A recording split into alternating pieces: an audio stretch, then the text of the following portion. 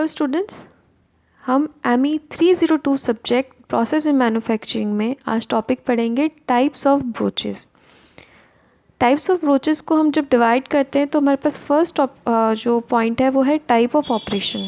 वो किस तरह के ऑपरेशन में काम आ रहा है, तो उसमें हम कहेंगे इंटरनल और एक्सटर्नल ब्रोच। फिर मेथड ऑफ ऑपरेशन के हिसाब से होगा पुश और पुल टाइप ब्रोच। थर्ड है type of construction, that means कि उसका किस तरह से वो बना हुआ है, सॉलिड है, बिल्डअप है, इंसर्टेड टूथ है, प्रोग्रेसिव कट है, रोटर कट है, डबल जंप है या फिर ओवरलैपिंग टूथ है। फोर्थ है फंक्शन, दैट मीन्स कहाँ वो काम आ रहा है, उसके हिसाब से हम उसका टाइप डिफाइन करेंगे, जैसे surface, keyway, round hole, splint, spiral, burnishing etcetera. सबसे पहले हम देखते हैं एक्सटर्नल और इंटरनल ब्रोच। अगर किसी इंटरनल सरफेस के अंदर हम ब्रोचिंग प्रोसेस कर रहे हैं तो उसे इंटरनल या होल ब्रोचिंग कहेंगे, और अगर हम आउटसाइड सरफेस के ऊपर ब्रोचिंग कर रहे हैं तो उसे एक्सटर्नल या फिर सरफेस ब्रोचिंग कहेंगे।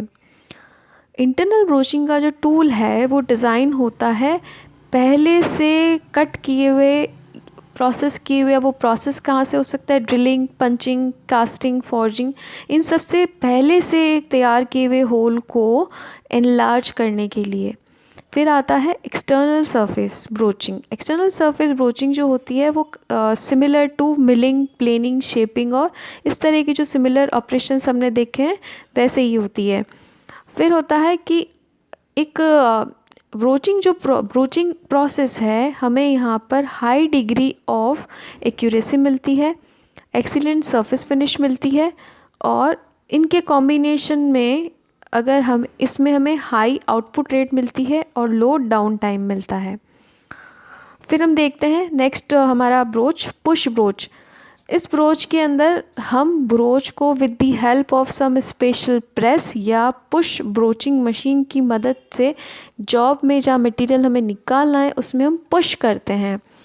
सेकंड है कि इसमें क्योंकि पुश कर रहे हैं तो हमारा जो ब्रोच है उसके अंदर कंप्रेसिव लोड लगता है, और कंप्रेसिव लोड की वजह से ब्रोच को बहुत ज़्यादा लंबा नहीं बना सकते, इसलिए उसकी लेंथ को छोटा और उससे बहुत हैवी बनाना ज़रूरी होता है।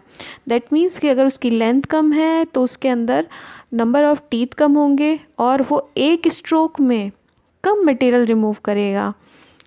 और इस तरह के जो ब्रोच होते हैं, जो जिस तरह से हम देखिए होल्स को हम जब ब्रोचिंग करते हैं तो उसमें पुश टाइप ब्रोचेस को साइजिंग के लिए यूज किया जाता है। फिर आता है नेक्स्ट पुल ब्रोच। ये जो ब्रोचेस होते हैं एंटायरली टेंशन में होते हैं क्योंकि हम उसको पुल करते हैं, और इसलिए इसको लंबा बनाना पॉसिबल है, और इसमें लंबा होने की वजह से नंबर ऑफ़ टीथ ज़्यादा होते हैं और कंपैरेटिवली ये हमें ज़्यादा स्टॉक रिमूव करता है एक पास के अंदर। इसके नेक्स्ट हम देखते हैं, अगर ब्रोच सिंगल पीस में बना हुआ है तो इसे हम कहेंगे सॉलिड ब्रोच, और जनरली जितने भी इंटरनल ब्रोचेस होते हैं वो सॉलिड टाइप होते हैं। फिफ्थ है ब्रोचेस को हम sometimes build up of several sections. तो ब्रोच जो है, अभी देखा हमने सॉलिड, तो उसके अंदर जैसे टीथ कटे हुए होंगे वो एक सिंगल पीस में कटे हुए होंगे, लेकिन समटाइम हम ब्रोचेस को टुकड़ों में जॉइंट करते हैं, और ऐसा भी करते हैं कि एक कोई स्टील का ब्लॉक है उसमें हमने अपने टीथ इंसर्ट कर दिए, तो बिल्डअप जो हमने देखा था आगे और टीथ इंसर्टेड, ये दोनों इसी चीज़ में कवर हो जाते हैं। फिर प्रोग्रेसिव कट ब्रोचेस जो होते हैं उसके अंदर क्या होगा कि लंबाई जो है तो डिफरेंट सारे ही टीथ की हाइट है वो बराबर रहेगी, लेकिन जैसे जैसे वो लेंथ में बढ़ते जा रहे हैं वैसे उसकी जो विड्थ है एक टीथ की वो चेंज होती रहती है। इसलिए इसमें जो मटेरियल निकलता है वो थिक लेयर्स में निकलता है, और हर टीथ अपने साइड का पार्ट जो निकालता है वो उस एरिया का बहुत हैवी मटेरियल निकालता रहता है। उसके बाद में आता है rotor cut brooches. Generally large amount of material जो होल से निकालना होता है, जैसे कि फॉर्जिंग, कास्टिंग में से, तब इसका यूज़ किया जाता है। पर जहाँ पर कटिंग ऑपरेशन की हमें रिक्वायरमेंट नहीं होती, सिर्फ हम इसमें से मटेरियल निकाल लें तो जो फिनिश और जितना मटेरियल निकलेगा वो हमारे लिए सफिशेंट है, तो हम इस तरह के ब्रोचेस यूज़ करते हैं। अब बात आती है, लास्ट वन है बर्निशिंग ब्रोच। बर्निशिंग ब्रोच के अंदर यहाँ पे मटेरियल रिमूव एज सच नहीं किया जाता। इसमें जो होता है ये सरफेस को चमकदार और फिनिश सरफेस बनाता है।